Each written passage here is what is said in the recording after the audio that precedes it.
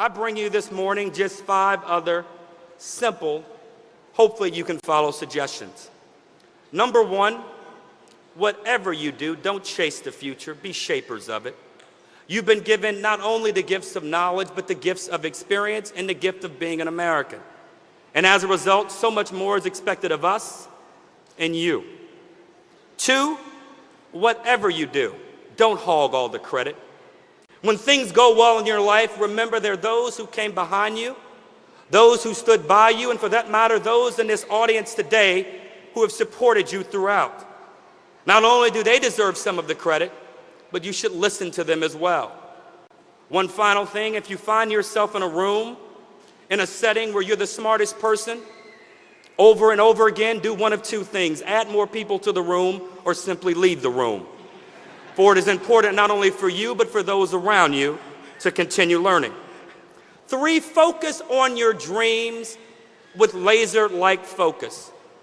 I reread the speech of a young fellow who started a company in Silicon Valley, who was fired from the company, went on to start another company, and then had the company he was fired from buy back the company that he started, and he went back to chairing the old company.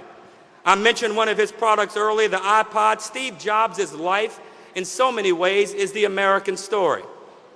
Whatever you do, don't allow anyone to dissuade, distract, or for that matter, tell you what you want to achieve in life can't be achieved. For if you're willing to pursue it, not only with the aggression that you pursued this great degree, but have pursued other things in life, you'll surprise yourself along the way. 3 or 4, love your country and give back. The chancellor said it well.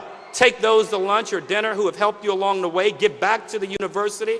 But I urge you all to remember we live not only in a great nation, but a nation that is only made great by the people who inhabit it.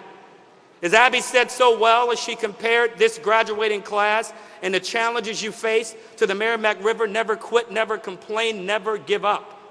And for that matter, always love this great country and do all you can when you see it moving in the wrong direction to make it better.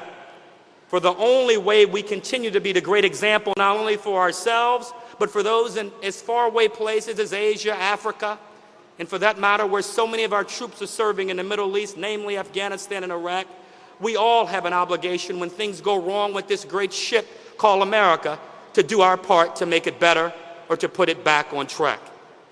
And finally, I come back to a point made earlier. Listen, listen, and listen. The last 8 years, our country has gone through one of the most horrific, challenging, and for that matter, opportunistic moments we've ever known. I listened to one of the award recipients last night, Bob Posen, talk so eloquently about the opportunity that exists today, even in the face of all of the adversity and peril and challenge. Jack Wilson said well last night that every moment in American history is fraught with these kind of challenge. You'd have to think that George Washington thought long and hard during the Revolutionary War, if indeed he was doing the right thing.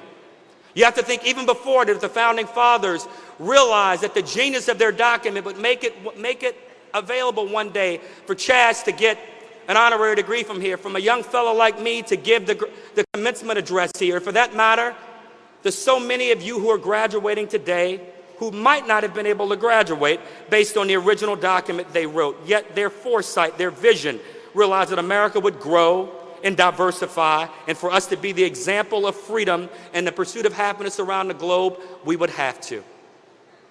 Abe Lincoln had to have it hard. Franklin Delano Roosevelt had to have it hard. And indeed, this young fellow named Barack Hussein Obama has it hard. Let us do our part. Based on all of the gifts we've been given, the experience in this room, the lessons they have taught us, and most important, what you not only have accomplished today, but what you will accomplish going forward. Let us take all of that and ensure that the time in which you sit like those are sitting in the front row celebrating 50 years, that graduating class will look over at you and gaze and wonder, how did they ever allow nuclear weapons to proliferate like they did? How did they ever allow for relations between those who practice Islam and those who practice Judaism and those who practice Christianity? How did they ever allow it to deteriorate to the point that they did? How did those graduates from 2009 ever allow America to become so dependent on foreign oil, particularly from those who wanted to undermine and, for that matter, destroy our way of lives? How did they ever run into the financial crisis or problems that they did? Didn't they understand that Americans should save and not overspend or outspend? It's amazing they made it as far as they did. For let us hope that 50 years from today, as you sit and America sits in the place, in the perch it sits then as opposed to now, that you will look back, you will look over at that graduating class, and they will gaze over at you, and each of you will think the same thing.